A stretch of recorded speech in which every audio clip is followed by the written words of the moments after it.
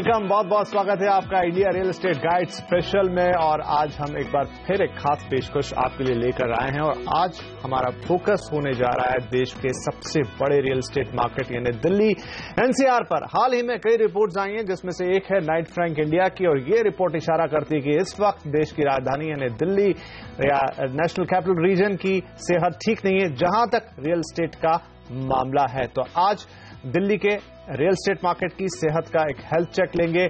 कैसी है सेहत इस वक्त, क्या आपको घर खरीदने चाहिए, क्या फिलहाल वहां पर चल रहा है, और इस खास चर्चा में हमारे साथ शामिल हो रहे हैं दो खास मेहमान। मेरे साथ मुंबई स्टूडियो में मौजूद हैं अरविंद नंदन साहब, एग्जीक्यूटिव डायरेक्टर हैं Housing.com के, और साथ में हमारे साथ दिल्ली से राजीव बेराठी साहब, ये भी एग्जीक्यूटिव डायरेक्टर हैं नाइट फ्रैंक इंडिया के। बहुत बहुत स्वागत है आप दोनों का ही। और बेराठी साहब, आपसे शुरुआत करते हैं। आपकी रिपोर्ट कहती है कि दिल्ली एनसीआर में इस वक्त काफी ज्यादा अफरा तफरी है जहां तक रियल एस्टेट की बात है।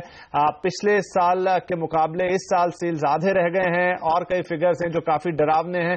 लॉन्चेस बहुत कम हो गए, हिस्टोरिकल लो पे चले गए, 68% की कुछ कमी आप बता रहे हैं। तो ये सब मिलाकर इस वक्त एनसीआर का मार्केट क्या कह रहा है, किस दिशा में जा रहा है?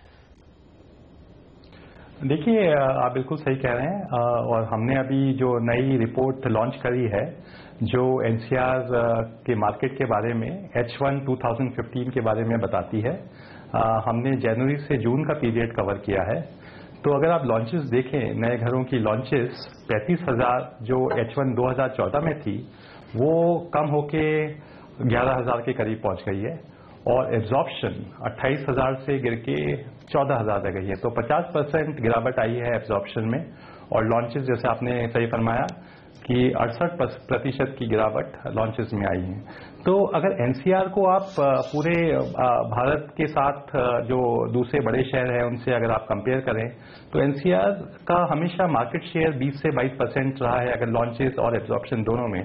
तो जहां तक पूरा भारत का सवाल है, 1,60,000 घर वहां पे लॉन्च हुआ करते थे वो 1 लाख रह गए हैं, और 1,30,000 जो बिका करते थे लास्ट ईयर जो बिके थे 6 महीने में वो भी 1 लाख पे आ गए हैं। लेकिन एनसीआर का मार्केट शेयर 20% से गिर के 10 से 12% रह गया है। तो सबसे ज्यादा गिरावट जो है एनसीआर में दर्ज की गई है। राइट। आपसे कारण भी थोड़ा लेंगे राजीव बेराठी साहब, लेकिन उससे पहले अरविंद जी के पास आता हूं। सर, बहुत बड़ा मार्केट है दिल्ली एनसीआर, क्योंकि काफी सारे क्षेत्र उप क्षेत्र इसके अंदर जुड़ते हैं। देश का सबसे बड़ा real estate market in terms of volume भी कहलाता है, क्षेत्रफल में तो है ही। इसके इतने नाजुक दौर में पहुंचने के पीछे आप क्या ठोस वजह देखते हैं, क्या गलतियां हुई पिछले कुछ सालों में जिसकी वजह से आज ये हालात बन रहे हैं? ये तो आपने सही कहा कि ये देश का सबसे बड़ा मार्केट है, और बल्कि दुनिया के सबसे बड़े मार्केट्स में एक है। दिल्ली और एनसीआर का लैंड एरिया ही अगर आप देख लें तो 34-35 हजार स्क्वायर किलोमीटर, जो कि बहुत बड़ा होता है।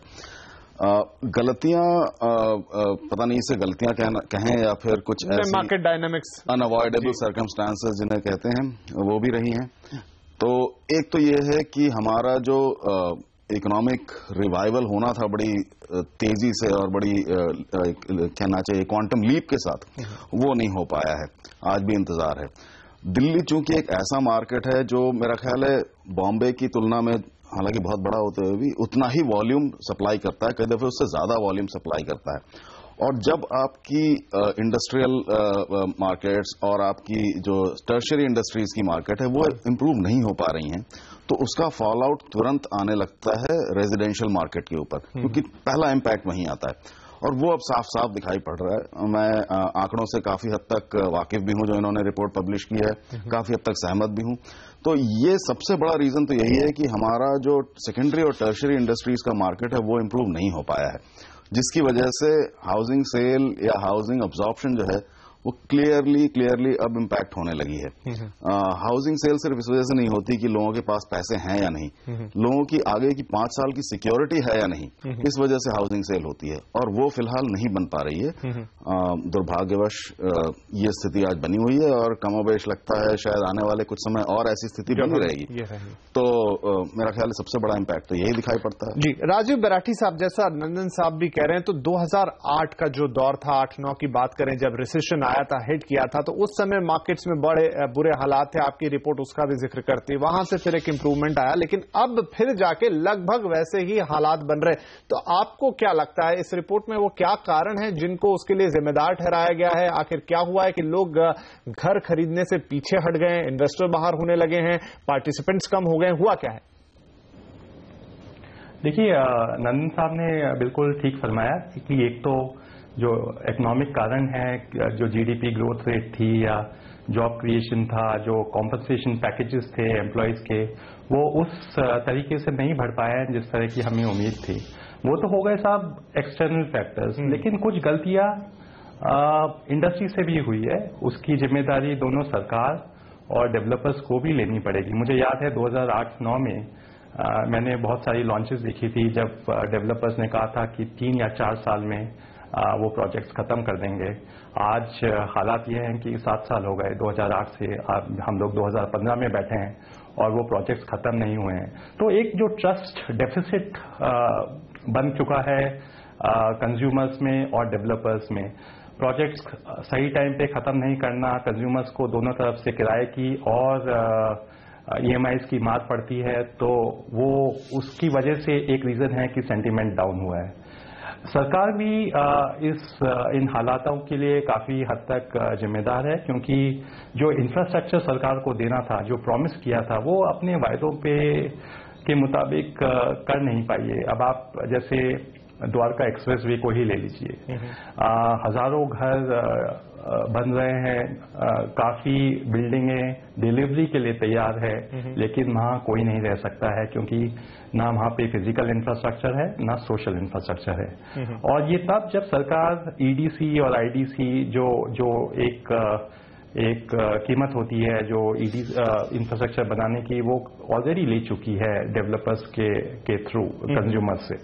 तो अगर वो इंफ्रास्ट्रक्चर नहीं बना है तो उसके लिए तो मैं समझता हूँ सरकार को अपनी जिम्मेदारी समझनी पड़ेगी और जल्दी से जल्दी सरकार और डेवलपर्स दोनों की ही तरफ से जो देरी हुई उससे कहीं ना कहीं लोगों का विश्वास यहां पर इंपैक्ट हो गया, जो कि अब मार्केट में झलकने लगा है। तो हमें यहां लेना होगा छोटा सा ब्रेक के बाद आएंगे तो थोड़ा माइक्रो मार्केट्स पे नजर डालेंगे, बात करेंगे गुड़गांव की, बात करेंगे नोएडा की और कुछ हिस्सों पे नजर डालेंगे कि आखिर वहां क्या चल रहा है। आपको कोई डिसीजन लेना है तो उसमें ये रिपोर्ट या ये डिस्कशन आपकी कैसे मदद कर पाएगा। लौटेंगे इस छोटे से ब्रेक के बाद।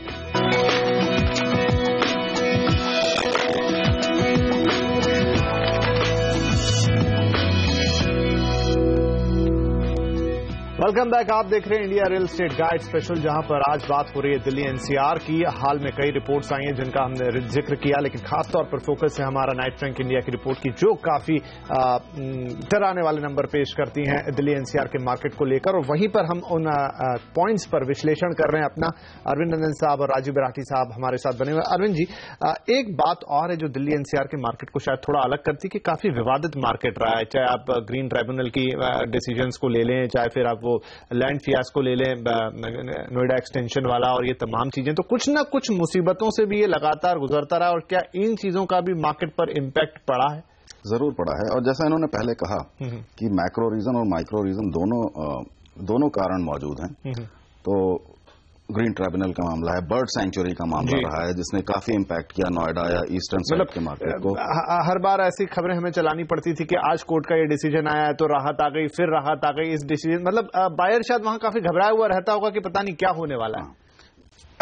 Excuse me. तो बर्ड सैंक्चुरी रही है, एक तरफ लैंड पूलिंग वाली पॉलिसी है जो आज भी आ नहीं पाई है। इन सबका मिला जुला इम्पैक्ट तो रहा है। देखिए, ये जानना बहुत जरूरी है, आज जो दिख रहा है हमें वो पीछे कई सालों में जो हुआ उसका इम्पैक्ट है।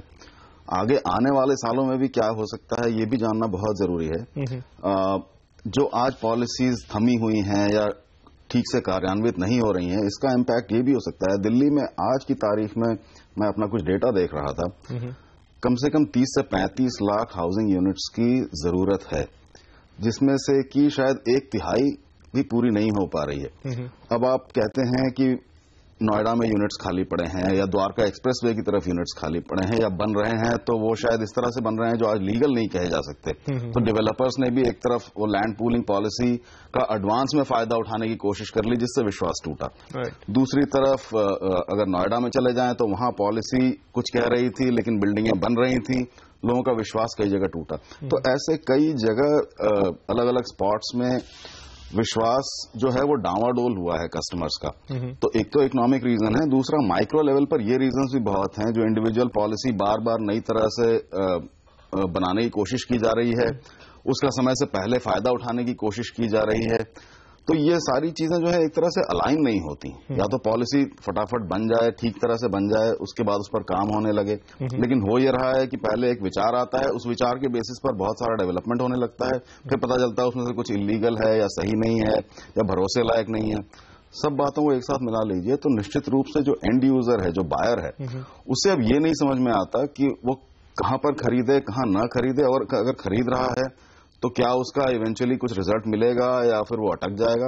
इस तरह की अनिश्चितताएं किसी मार्केट के लिए अच्छी नहीं होती और दुर्भाग्यवश एनसीआर मार्केट को इससे बहुत ज्यादा गुजरना पड़ा है पिछले कुछ दिनों में। राइट, बराठी साहब, दो फैक्टर्स यहां पर है जो मैं आपसे पूछना चाहूंगा कि क्योंकि दिल्ली एनसीआर का मार्केट एक ऐसा टिपिकल मार्केट है जो बहुत ज्यादा इन्वेस्टर ड्रिवन रहा है, ये बात किसी से छुपी नहीं है। तो क्या ये इन्वेस्टर पार्टिसिपेशन अब खत्म हो गया या खत्म होने की तरफ है या काफी हद तक कम हो चुका है, इन्वेस्टर्स को शायद उनके रिटर्न नहीं मिल रहे हैं या जो भी कारण है।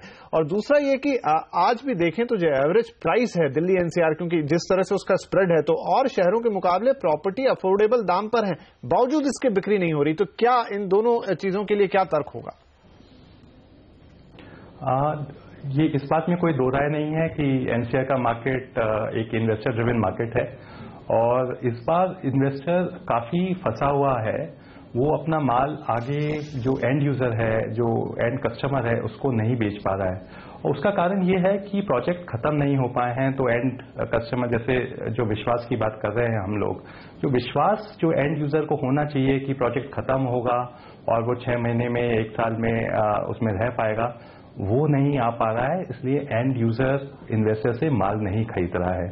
तो जब तक एंड यूजर इन्वेस्टर से माल नहीं खरीदेगा, इन्वेस्टर वापस बाजार में नहीं आएगा और माल नहीं खरीदेगा।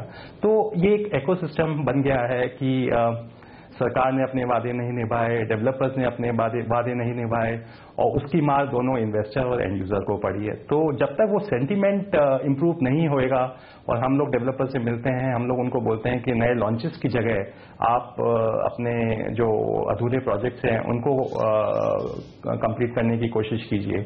और अगर डेवलपर्स फोकस करेंगे प्रोजेक्ट कंप्लीशन पे तो मेरे ख्याल से सेंटीमेंट्स वापस रिवाइव होगा। और जैसे कि हम जानते हैं कि इकोनॉमी तो हमारी धीरे धीरे इंप्रूव हो ही रही है, तो उससे भी उसको बूस्ट मिलेगा। राइट, जैसे सर कह रहे हैं यहाँ पर बराठी साहब, अरविंद जी की नए प्रोजेक्ट नहीं लाएगी, तो इनकी खुद की रिपोर्ट बता रही कि 68% तो वैसे ही नए प्रोजेक्ट लॉन्च होना कम हो गए अगर आप पिछले आधे साल की बात करें। तो आपको लगता है कि अब जबकि होल्ड कर लिया, रोक लिया इस चीज को, तो अब यहां से कितना वक्त लगेगा जब सारी चीजें स्टेबल होती हुई दिखाई देंगी? ये थोड़ा ट्रिकी सा सवाल हो सकता है। वैसे एक चीज और जोड़ दूं, चूंकि हमारा ध्यान इस समय दिल्ली पर या एनसीआर पर केंद्रित है, हम उस पर देख रहे हैं, लेकिन अगर आप एक बृहद पैमाने पर देखें, पूरे देश को देखें, तो शायद आज बैंगलोर को छोड़कर कोई भी मार्केट ऐसा नहीं बचा है जिसे आप इन्वेस्टर मार्केट ट्रू सेंस में ना कह सकें। प्राइसिंग और एक स्वीट स्पॉट, अफोर्डेबिलिटी का स्वीट स्पॉट और प्राइसिंग में जो मेल होना चाहिए वो अधिकांश मार्केट्स में नहीं बचा है, चाहे आप बॉम्बे ले लीजिए या किसी और को भी ले लीजिए। तो दिल्ली भी बिल्कुल उसी लाइन पर चल रहा है जिस पर हमारे ज्यादातर बड़े मार्केट चल रहे हैं। अब सवाल यह है कि आगे क्या करने से ठीक हो जाएगा या कब तक ठीक हो जाएगा, ये बड़ा अनिश्चित सा सवाल है। कयास ये लगाया जा सकता है कि जब तक इस इकोनॉमी में, जो मैंने शुरू में बात कही थी, सेकेंडरी और टर्शियरी इंडस्ट्रीज की ठीक पैठ नहीं जम जाएगी, पॉलिसीज बिल्कुल पक्की तरह से न माइक्रो लेवल पर और मैक्रो लेवल पर दोनों बिल्कुल ठीक पुख्ता तरीके से न जम जाएं, तब तक ये होना मुश्किल है। ऐसा लगता है, अंदाजा ये है कि शायद ये 2015 का साल तो इसी तरह से निकल जाएगा। 2016 फर्स्ट क्वार्टर या उसके बाद से मैं समझता हूं चीजें कंट्रोल में आनी शुरू हो सकती हैं। अब बहुत सारे फैक्टर्स हैं, इसके राजनीतिक कारण भी हैं बहुत सारे। जब तक राज्यसभा में सरकार का ठीक से कंट्रोल नहीं होगा, इस तरह के कई फैक्टर्स हैं। जब तक ये नहीं होगा तब तक ये ठीक होने वाला नहीं है, मुझे ऐसा लगने लगा है। और हम कम से कम 6 या 8 महीना दूर हैं उस स्थिति से, ऐसा मुझे लगता है। राइट, तो कुछ और वक्त होगा जब हम देखेंगे, लगेगा उसमें कि चीजें थोड़ी सामान्य होने की तरफ है। तो ऐसे में जो हमने सवाल उठाया था कि आपको क्या करना चाहिए, आप इस वक्त क्या करेंगे, अगर आप निवेशित हैं तो क्या करेंगे, और अगर आप सोच रहे थे कि आप अपना घर खरीदेंगे या निवेश करेंगे तो आपको क्या करना चाहिएगा, कंक्लूड करेंगे इस छोटे से ब्रेक के बाद।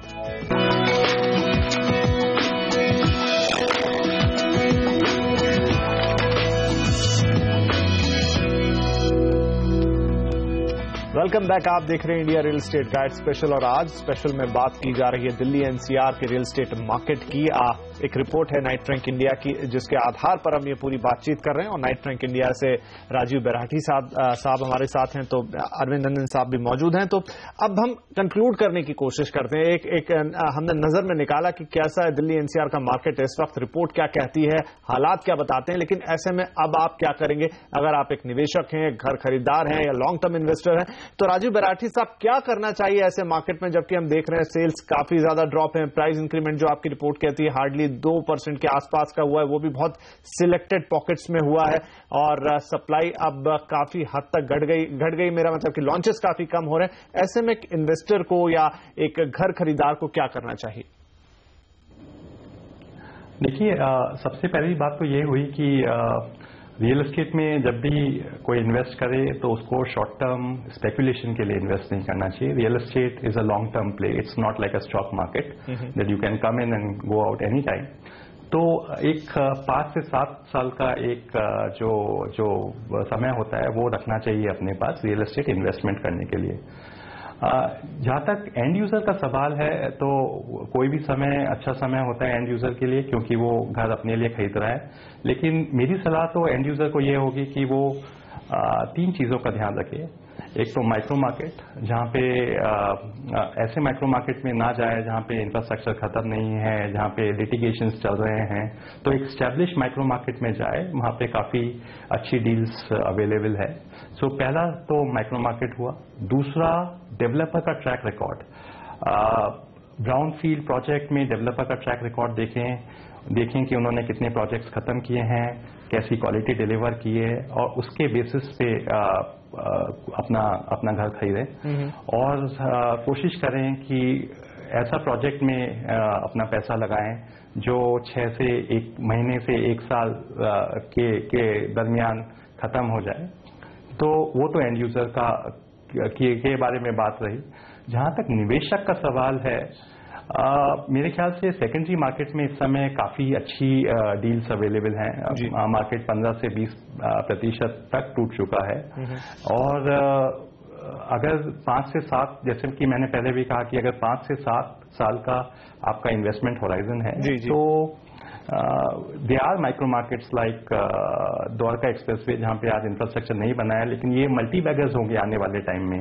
तो ऐसे माइक्रो मार्केट्स में जहां पे ग्रोथ नोड्स हैं, कनेक्टिविटी होने वाली है, उन माइक्रो मार्केट्स में पैसा लगाना मेरे ख्याल से काफी समझदारी वाली बात होगी। लेकिन हमेशा ये ध्यान रखना चाहिए कि आप ऐसे डेवलपर्स के साथ पैसा लगाएं। बिल्कुल राजीव जी, क्योंकि समय की थोड़ी कमी है, इसलिए मैं यहाँ पर अरविंद जी से भी एक कमेंट ले लूं। अरविंद जी, क्योंकि सारी जो हमने बातचीत की कि इस वक्त पूरे हालात ठीक नहीं है, तो अगर हम अर्थशास्त्र के हिसाब से देखें तो क्या भाव और नीचे जाने चाहिए? बहुत नीचे तो जाने की संभावना नहीं है, और उसका एक बिल्कुल जो मूलभूत कारण है वो ये है कि डिमांड और सप्लाई में इम्बैलेंस आज भी बहुत ज्यादा है। ये बात जरूर है कि डिमांड साइड मार्केट में पार्टिसिपेट नहीं कर रहा है। तो मार्केट कुछ हद तक करेक्ट कर सकता है, अगर करता है तो सिर्फ इतना कि वो डिप करके लोगों को एनकरेज कर दे वापस आने का।